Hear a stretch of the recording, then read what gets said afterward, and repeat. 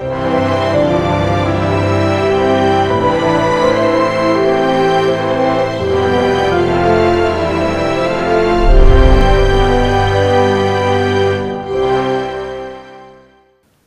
우리에게 주시는 하나님의 말씀은 출애굽기 32장 4절 말씀, 로마서 9장 1절부터 3절까지 말씀입니다. 아론이 그들의 손에서 금고리를 받아 부어서 조각칼로 새겨 송아지 형상을 만드니 그들이 말하되 이스라엘아 이는 너희를 애굽 땅에서 인도하여 낸 너희의 신이로다 하는지라. 내가 그리스도 안에서 참말을 하고 거짓말을 아니하노라. 나에게 큰 근심이 있는 것과 마음에 그치지 않는 고통이 있는 것을 내 양심이 성령 안에서 나와 더불어 증언하노니 나의 형제 곧 골육의 친척을 위하여 내 자신이 저주를 받아 그리스도에게서 끊어질지라도 원하는 바로라. 아멘. 출애굽기 24장에 보면은 모세가 시내산에 오르는 장면이 나옵니다. 그로부터 40일 정도를 시내산에서 머물며 모세는 하나님으로부터 여러 가지 명령을 듣게 됩니다.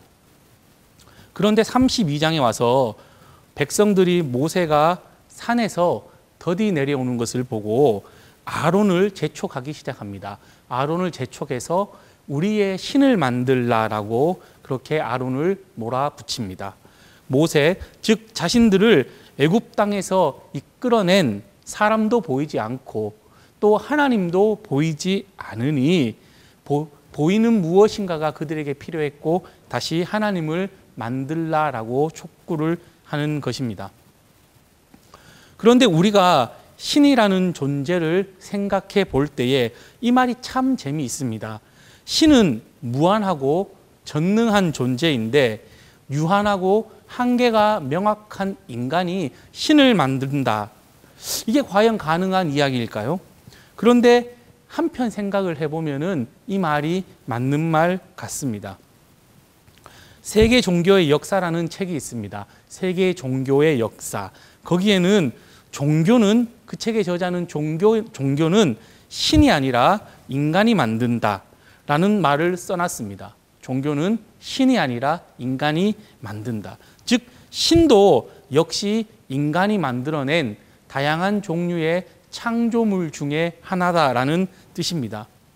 신이라 함은 인간과는 다른 절대적인 존재로서 인간이 할 수 없는 일들을 능히 해낼 수 있는 그런 무소불위한 불가능이 없는 존재인데 아이러니하게도 이 신을 유한한 인간이 창조했다라는 것은 참으로 이해하기 어려운 이야기처럼 들려집니다. 그런데 이 말을 다시 돌이켜 생각을 해보면은 우리가 한 가지 결론에 이르게 되는데 세상의 신이라는 것은 결국 존재하지도 않고 인간의 상상력이, 인간의 공상이 만들어낸 인간의 나약함의 산물이다라는 것입니다. 인간이 나약하기 때문에 어딘가 기대고 싶고 그 존재는 뭐든지 가능한 존재여야 한다라는 점이죠. 그래서 신이라는 존재가 탄생하게 된 것이라고 합니다. 이런 차원에서 생각해 보면은 이 저자의 말에 전적으로 우리가 동의할 수 있을 것 같습니다. 따지고 보면은 세상의 모든 종교는 결국 인간으로부터 시작된 것이 맞습니다. 과거에 그리스 로마 신화에 나오는 신들도 역시 인간에 의해서 창조되었고 우리나라 같은 경우는 천도교라고 불리는 동학이 있습니다. 이 동학도 역시 최재우라는 사람에 의해서 만들어진 종교입니다. 불교 역시 마찬가지입니다. 불교 역시도 기원전 6세기경에 인도의 고타마 시타르타라는 사람에 의해서 시작된, 즉 사람에 의해 만들어진 종교입니다. 그리고 중국의 도교 역시도 그렇고 세상에 존재하는 어떤 종류의 종교도 이 명제로부터 자유할 수 없는 것이 사실입니다. 그런데 이 명제로부터 자유할 수 있는 종교가 딱 하나 있습니다. 그것이 바로 우리가 믿는 기독교입니다. 인터넷에 기독교라는 단어 혹은 기독교의 시작이라는 단어를 치면은 제일 먼저 검색에 나오는 말이 바로 예수님으로부터 시작되어 라는 말입니다. 다시 말해서 세상의 모든 종교 중에 유일하게 기독교만이 사람이 아니라 신으로부터 시작된 종교라는 것입니다. 세상의 모든 종교는 인간으로부터 시작되었을지라도 딱 하나, 기독교만이 바로 신으로부터 시작된 그런 유일한 종교라는 것입니다. 잘 모르겠습니다. 혹자는 유대교도 역시 하나님으로부터 시작된 종교가 아닐까요? 라고 질문을 할지는 모르겠습니다. 그런데 제가 사전을 찾아보니까 유대교는 유대인들의 신앙과 철학이며 삶의 방식이다 라고 기술이 되어 있었습니다. 즉 유대교도 유대인들의 신앙과 철학을 기반으로 사람에 의해서 만들어진 유대인의 삶의 하나의 방식인 종교라는 것입니다. 하나님이 주체가 아닙니다. 이런 명제를 안고 있으면 어떻게 되냐면은 세상의 모든 종교 중에서 진정한 종교, 올바른 종교는 딱 하나밖에 없다라는 결론에 이르게 됩니다. 나머지 모든 종교는 인간의 상상력이 만들어낸, 인간의 나약함이 만들어낸 헛된 신이라는 결론에 이르게 됩니다. 요즘 한국에서 자칭 신이라는 자가 코로나 사태로 인해서 아주 유명해졌습니다. 바로 신천지 이만희 씨가 그 주인공입니다. 신천지가 이제 본격적으로 수면 위로 떠오르면서 신천지 내부에서 감춰져 있던 비밀스럽게 지켜져 왔던 사실들이 하나씩 드러나기 시작했습니다. 예를 들면은 신천지의 이제 최종 목표는 우리가 영생불사, 죽지 않고 이 땅에서 신천지를 이루고 그 가운데서 이제 우리가 신천지에 합당한 사람들은 호의호식 하는 건데, 지금 드러난 사실에 의하면 지금 신천지는 이만희 씨의 사후를 준비하기 시작했다라는 것입니다. 이만희 씨가 지금 고령이고 이제 얼마 가지 않으면은 이만희 씨도 죽게 될 것이다. 그렇기 때문에 이만희 씨 사후에 신천지를 준비를 해야 한다. 이런 움직임들이 나타나기 시작했다라는 것입니다. 현재의 신천지의 교리에 따르면은 이만희 씨는 죽지 않은 영생불사의 존재인데, 그런 메시아인데, 이미 신천지의 간부들은 이만희 씨는 곧 죽을 것이고 그 이후에 이 신천지라는 거대한 조직은 와해될 것이기 때문에 지금부터 자신의 세력들, 신천지 간부들, 자신들의 사람들, 자신들의 세력들을 조금씩 구축하는 그런 물밑 작업을 시작했다라고 합니다. 이단 전문가들 역시도 이 신천지를 바라보는 시각이 똑같습니다. 이 신천지 안의 간부들이 이 준비하고 있는 이 사실을 이 이단 전문가들은 사전에 미리 예견을 했습니다. 이만희가 죽으면은 신천지가 와해될 것이다. 그런데 이 하나의 종교로서 우리가 드는 궁금증은 어떻게 이 신천지라는 20만이 넘는 거대한 조직이 자리 잡을 수 있었냐라는 것입니다. 이단 전문가들에 따르면은 많은 이유가 있겠지만 그 중에 가장 중요한 핵심 이론은 하나님은 보이지 않고 이만희 씨는 보이기 때문이다라고 합니다. 결국 사람들은 보이지 않는 하나님 대신 믿을 수 있는, 의지할 수 있는 무언가가 필요했고, 그래서 세상에는 인간이 만든 다양한 종류의 신들로 넘쳐나게 되었다라는 것입니다. 하나님의 아류라고 하는데요. 이런 것들을 우리가 다른 종류의 신들을 뭐라고 이야기하냐면 하나님의 아류라고 합니다. 이런 하나님의 아류들이 끊임없이 사람들의 손에 의해서 재탄생되고 있는 것입니다. 가짜들이 넘쳐나면요, 과연 누가 가장 피해를 볼까요? 진짜겠죠. 가짜에 반대되는 진짜가 아마 가장 큰 피해를 볼 것 같습니다. 이 세상에 하나님의 아류들이 넘쳐나면은 과연 누가 가장 큰 피해를 입게 될까요? 당연히 유일하신 진짜이신 하나님이십니다. 혹시 한국의 드라마 중에 응답하라 1988, 1988이라는 드라마를 보셨는지 모르겠어요. 이 드라마가 한국에서는 큰 히트를 친 드라마인데, 거기에 보면은 1980년대, 90년대에 한국의 풍광이 나옵니다. 참 저도 그 드라마를 보면서 옛날 생각도 나고 해서 참 좋았는데, 당시 학생들 사이에서는 이렇게 나이키와 아디다스, 지금은 우리가 쉽게 구할 수 있는 브랜드지만 그 당시에 한국에서는 이 브랜드가 엄청 유행을 했습니다. 그리고 이 브랜드는 실제로 상당히 고가였기 때문에 많은 아이들은 이 브랜드의 신발이나 티셔츠나 옷들을 사 입을 수가 없었습니다.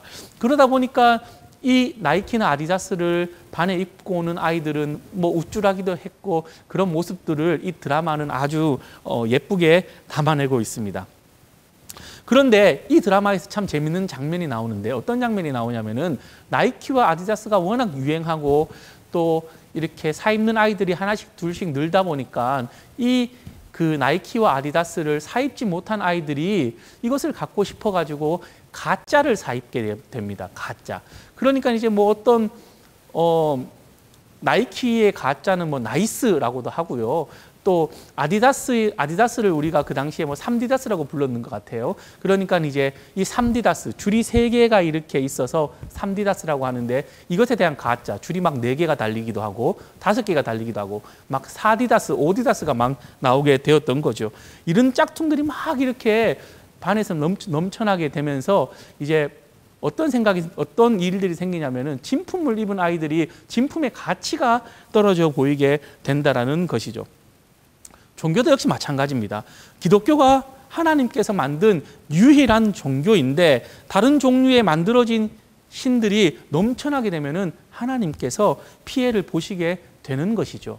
그렇기 때문에 하나님께서는 사실은 이 부분을 참을 수가 없습니다. 이 부분은 하나님의 거룩성의 문제이기도 하지만, 사람들이 다른 종류의 하나님의 아류들을 의지할 때 그들이 사망의 길로 가기 때문에, 우리를 너무 사랑하시는 하나님은 하나님의 거룩성과 또한 우리를 사랑하는 마음으로 인해서 결단코 이 일을 참으시지는 않습니다. 그렇기 때문에 하나님께서 성경을 통해서 우리에게 끊임없이 교훈하는 것은, 우리가 이 세상을 사는 동안 하나님 아닌 다른 것에 마음을 빼앗기지 말라라고 이렇게 말씀을 하시는 겁니다. 오늘 모세의 사건, 이 모세의 사건을 이러한 맥락에서 봐야 합니다. 모세와 하나님이 만나던 그 시각에 이스라엘 백성들은 보이지 않는 하나님 대신 보여지는 신을 제작하기 시작을 했습니다. 그러면서 자신의 손으로 제작한 그 신을 숭배하기 시작합니다. 예배하기 시작했던 거죠. 하나님께서는 질투하시는 하나님이라고 이렇게 출애굽기 20장에 기록이 되어 있습니다. 하나님께서는 이 일들을 그냥 보고만 계시진 않습니다. 그래서 모세를 통해서 빨리 내려가라고 말씀을 하시는 거죠. 그래서 모세가 하나님을 만나고 있던 그 시각에 급하게 그 이스라엘 백성들을 보려고 내려갔습니다. 모세가 시내산에서 내려가 보니 참 일들이, 지금 거기서 벌어지는 일들이 가관이 아니었던 것이죠. 그 하나님이라고 제작한 그 황금 송아지를 보면서 이방인의 예배의 방식들, 정말 성경에는 우리가 점잖게 뛰놀다라고 표현이 되어 있는데, 그 뛰놀다라는 표현의 원어는 사실은 성적인 교합을 의미를 합니다. 즉 다시 말해서 자신들이, 이스라엘 백성들이 하나님이라고 제작된 황금 송아지 앞에서 이방인들, 이집트에서 배웠던 예배의 방법들, 숭배의 방법들, 난잡한 성교를 벌리면서 그 우상을 숭배하기 시작했다라는 것이죠. 모세가 이것을 보니까 깜짝 놀랐습니다. 깜짝 놀라면서 모세가 바로 자각을 하게 되는 거죠. 아, 하나님께서 이들의 죄를 사하시지 않으면 우리는 다 죽는다. 모세가 그것을 자각했던 겁니다.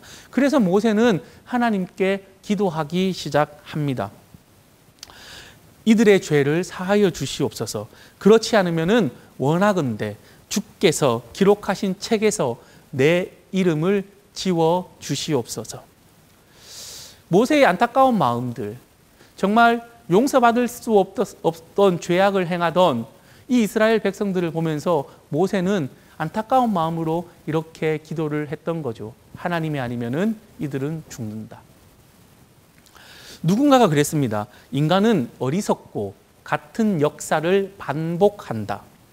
시간이 지나서 사도 바울 시대가 그랬던 것 같습니다.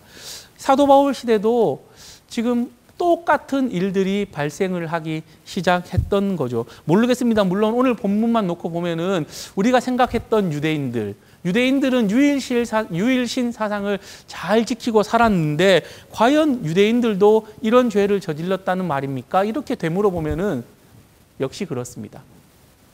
특별히 로마서 9장 1절에는 사도 바울이 이 유대인들의 죄악 때문에 큰 근심과 마음에 그치지 않는 고통이다라고 표현을 하고 있습니다. 그렇다면은 무엇이 이렇게까지 사도 바울의 마음을 아프게 했을까요?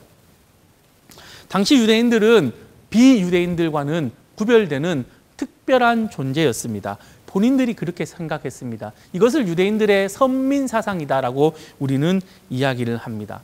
다신교 사회에서 유일신을 섬겼고 성경을 바탕으로 율법을 착실하게 지켰으며 하나님을 향한 본인들의 전통과 뜨거운 마음들, 그런 마음들이 분명히 이들에게는 있었습니다. 특별히 바리새파를 위시한 정통 유대인들은 기록된 경전과 구전 전승을 열성적으로 지키기 위해서 온 힘을 다했습니다.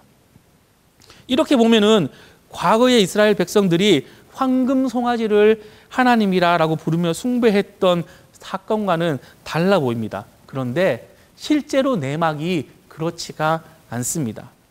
그들은 자신을 돌보지 않고 목숨을 걸 정도로 이 유대교의 경전과 전통을 지키는 일에 열심을 내었습니다. 문제는 이 열성 있는 바리새인들이 자신들이 세워놓은 정결이다라는 기준에 부정하다고 판단되는 이들을 위협하고 폭력을 휘두르면서까지 고쳐놓으려 했다라는 것입니다.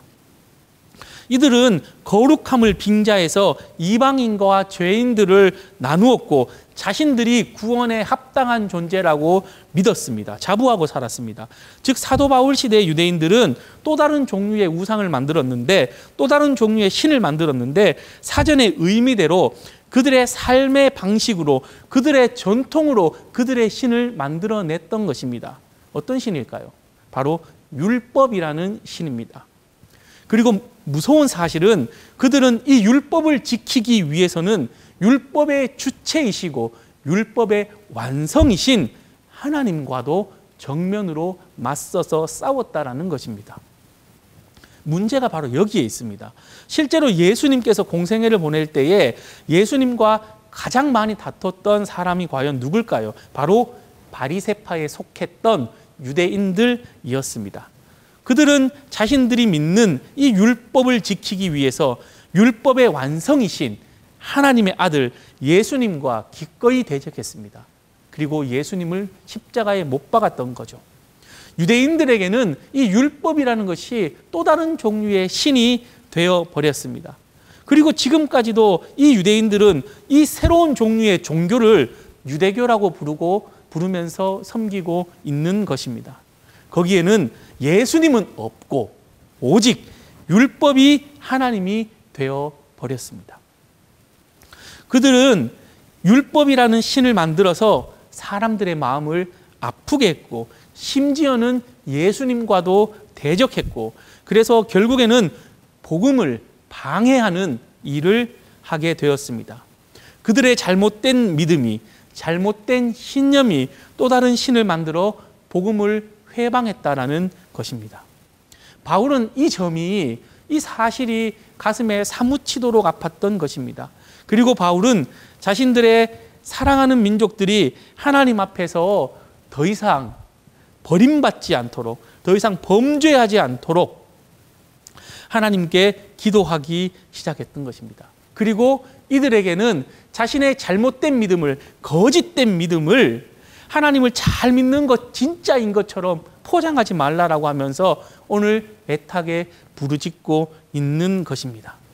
그런데 모세와 바울의 이야기를 통해서 우리가 또 깨닫게 된 사실이 하나 있는데 그것은 모세와 바울의 마음에 사무쳤던 자신의 민족들의 죄, 다시 말해서 우상을 섬기던 그 죄가 역사적 사건에만 단발적으로 두 번 이루어진 역사적 사건이 아니라 인류의 역사가 지속되는 오늘날까지도 지금까지도 끊임없이 지속되어 온 문제라는 것입니다.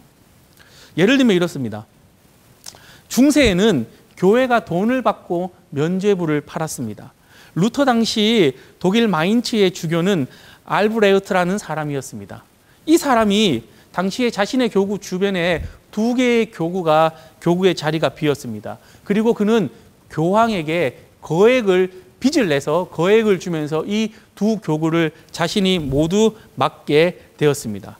그러니까 빚이 당연히 엄청나게 많이 늘어갔습니다. 그래서 그가 당시에 생각해냈던 것이 무엇이냐라면은 바로 면죄부라는 거였습니다.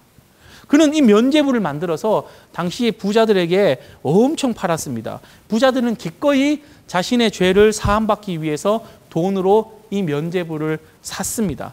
그리고 결국은 이 알브레히트 주교는 면죄부를 판 돈으로 자신의 빚을 다 갚고 나중에는 교황청에서 이 면죄부를 본격적으로 이용하면서 성 베드로 성당을 지었습니다. 결국 루터와 칼빈을 위시한 종교개혁자들은 이 종교개혁자들의 생각에는 중세 교회는 하나님이 아니라 물질을 하나님의 자리에 모셔다 놓고 그로 인해서 물질이 하나님이다라는 착각하고 있다고 판단을 했던 것이죠. 그래서 많은 종류의 종교개혁을 한 이유가 있지만 특별히 이 루터와 칼빈을 위시한 이 사람들은 물질의 문제를 심각하게 여겼고 이로 인해서 종교개혁을 단행할 수밖에 없었던 것입니다. 그렇다면 오늘날은 과연 어떨까요? 고신대학교 손봉호 교수님은 중앙일보와의 인터뷰에서 이런 말을 했습니다. 지금 한국 교회도 돈 문제가 심각하다. 그래서 제2의 종교개혁이 절실하다. 예수님은 철저히 가난했다. 돈에 대해서는 엄청나게 경고를 하셨다. 심지어 하나님과 재물을 동시에 섬길 수 없다라고 하시며 우리는 둘 중에 하나밖에 섬길 수 없다라고 이야기를 하십니다. 그것이 바로 예수님의 경고다라는 메시지를 던지면서 오늘날 기독교의 문제점을 꼽으셨습니다. 그는 오늘날 발전한 기독교를 향하여 하나님이 아니라 물질을 섬기고 있다면서 오늘날 우리의 신앙은 반드시 개혁되어져야 한다라고 주장을 합니다. 그가 말하는 신학적인 단어는 이것입니다. 번영신학이라고 합니다. 이것을 번영신학. 다시 말해서 예수를 잘 믿으면 돈도 잘 벌고 예수를 잘 믿으면 출세도 하고 성공한다는 식. 예수 잘 믿으면은 물질적인 복을 받게 된다. 한국 교회가 지금 이것을 추구하고 있다라는 것입니다. 그렇기 때문에 이 교수님은 한국 교회 역시도 하나님의 자리에 물질이 대신 차지하고 있다라고 이야기를 하는 겁니다. 굳이 이 송 교수님의 말이 아니더라도 오늘날 목회자를 비롯하여 많은 지각 있는 한국교회 지도자들은, 한국교회 신앙인들은 이 한국교회가 물질의 문제에 매여 있다는 사실을 지적하고 있습니다. 그런데 이 많은 지적들이 일어나고 또한 작게 갱신들이 일어나고 있는 것이 틀림없는 사실이지만 더욱더 우리를 두렵게 하는 사실은 무엇이냐면은 목사님들 혹은 종교 지도자들 상당수가 겉으로는 이것을 비판을 하면서 실질적으로 본인 교회를 운영함에 있어서는 이 방식을 쓰고 있다라는 것입니다. 이 사실이 우리를 두렵게 한다는 것이죠. 말씀을 마무리합니다. 모세는 이스라엘 백성들의 우상의 숭배의 죄악을 보면서 하나님께 그들의 죄를 용서해 달라라고 기도를 했습니다. 설령 자신의 이름이 생명책에서 지워져도 상관없으니, 자신은 구원을 받지 못해도 상관없으니 자신의 민족들은 하나님께서 꼭 구원해 달라라고 그렇게 기도를 했습니다. 바울도 역시 마찬가지였습니다. 자신의 민족이 구원받지 못할 것을 인지할 바로 그때에 그는 그것을 마음에 그치지 않는 고통이다라고 이야기하면서 자신의 민족을 위해서 자신이 저주를 받아서 그리스도에게서 끊어질지라도 그들이 구원받을 것을 원한다라고 그렇게 로마서에서 기록을 하고 있습니다. 오늘날도 마찬가지입니다. 사람들은 온갖 종류의 신을 만들었습니다. 그리고 그로 인해서 하나님의 진정성과 거룩함이 훼손되어 가고 있는 시대를 우리는 살고 있습니다. 우리도 모세처럼 바울처럼 하나님 앞에서 우리의 형제를 위해서 골육의 친척을 위해서 기도해야 할 때입니다. 오늘 영상으로 함께 예배하시는 성도님들은 다른 종류의 신을 우리의 마음속에 만들지 말고 오직 한 분이신 유일하신 하나님만을 사랑하고 예배하며 또한 하나님 아닌 것을 사랑하며 쫓아가는 우리의 형제, 이웃을 위해서 우리의 삶과 믿음으로 그들을 생명의 자리로 돌이키시는 귀한 성도님들 되시기를 주님의 이름으로 부탁을 드립니다. 함께 기도하시겠습니다. 주님 참 감사합니다. 우리 안에 하나님 아닌 것들을 내어놓고 또한 우리 사랑하는 주변의 우리의 이웃들, 형제들이 하나님 아닌 것들을 사랑할 때에 우리가 그들을 위해서 기도하며 우리의 삶을 내어놓을 수 있도록 성령께서 인도하여 주시옵소서. 감사하신 예수님의 이름으로 기도 올리옵나이다. 아멘.